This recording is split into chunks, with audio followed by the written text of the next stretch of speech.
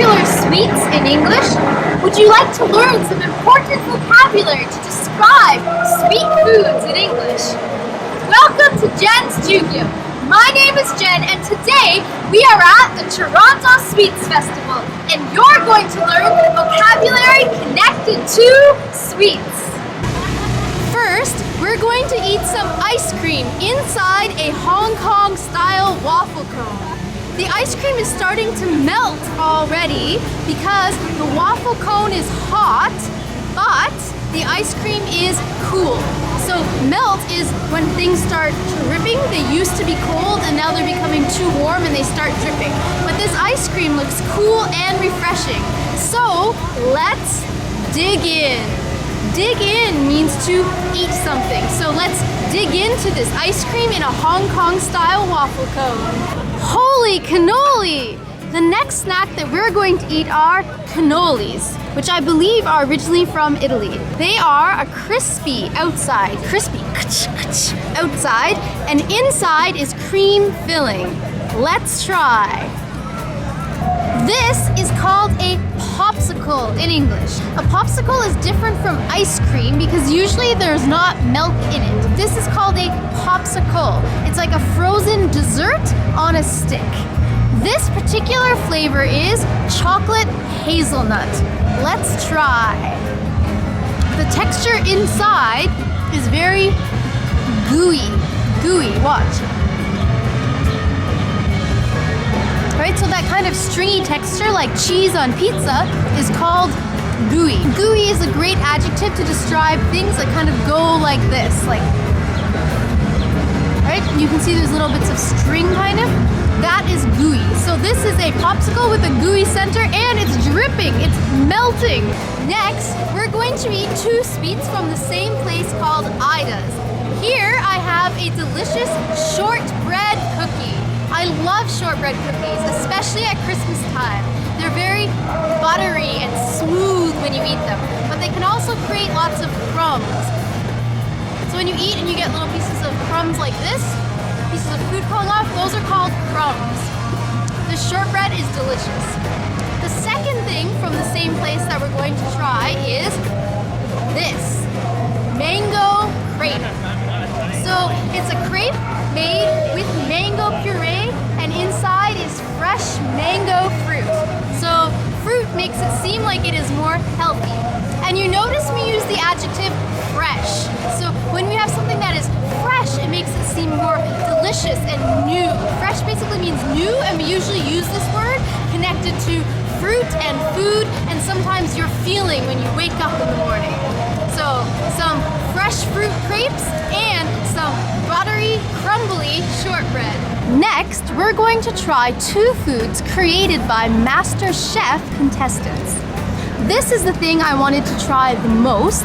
It is a peanut butter bacon brownie. So it's going to be sweet and savory. Savory is the opposite of sweet, not salty. Many people think salty is the opposite of sweet. Savory, it means any food that is like a dinner type, meal type of food. Wow, you can actually taste bacon with chocolate. It is definitely sweet and savory. The second thing we're going to try is a food that looks like it might have originally been from France. It is a peach mango puff pastry. Next, we're going to eat something called kakigori. Kakigori in English is shaved ice. So this is a shaved ice dessert. I got the matcha kind. Matcha is a type of green tea. On top of that, there's also condensed milk and something called azuki beans. Now you may not think that beans are sweet, but actually these are sweet red beans. Delicious. Now, similar to the ice cream before, if we don't eat this shaved ice quickly, it's going to melt. You can already see it's starting to melt. It's melting a little bit, right? So we should eat this shaved ice quickly. But if we eat it too quickly, we will get something called brain freeze. Brain freeze. If you eat something that's cold too quickly, you get a sharp pain in your head like this.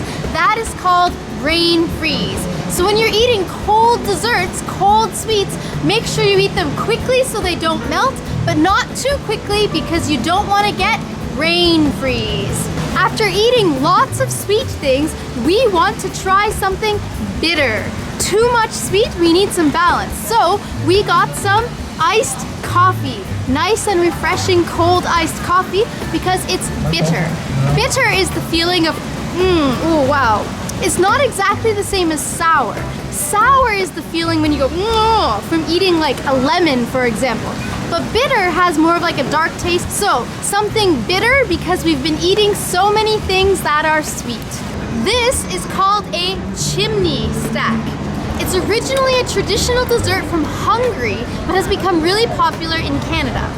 So it's basically fried dough that's rolled up to look like a chimney, like this chimney that Santa Claus will come down at Christmas time.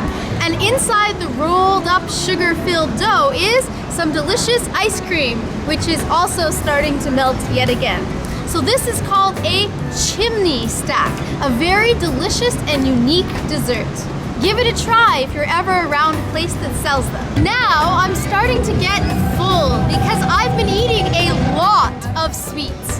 So I got 2 final sweets that I'm going to take home to share with people. I have a delicious Canadian classic called butter tarts. Butter tarts. The most popular of which is pecan butter tarts. They're like a miniature pie. It's nice and creamy and gooey inside with maple kind of sugary tasting. So I have some butter tarts to take home and I have some candy, some hard candy, Pokemon candies. There are also many other sweets that we didn't talk about in today's video. Popular sweets like pie and cake and cookies and just so many other things. But because I'm full, I can't show all of these delicious things to you. So if you have any questions about sweets or about food or about English, please let me know in the comments below. So today, you learned many different vocabulary words to help you talk about sweets and desserts and food in English. And now it's time for question of the day. Today's question is, what is your favorite sweet? Let me know in the comments below. If you found this video useful, please hit the subscribe button and give me a thumbs up. Nina, thank you. 頑張ってね。じゃあね。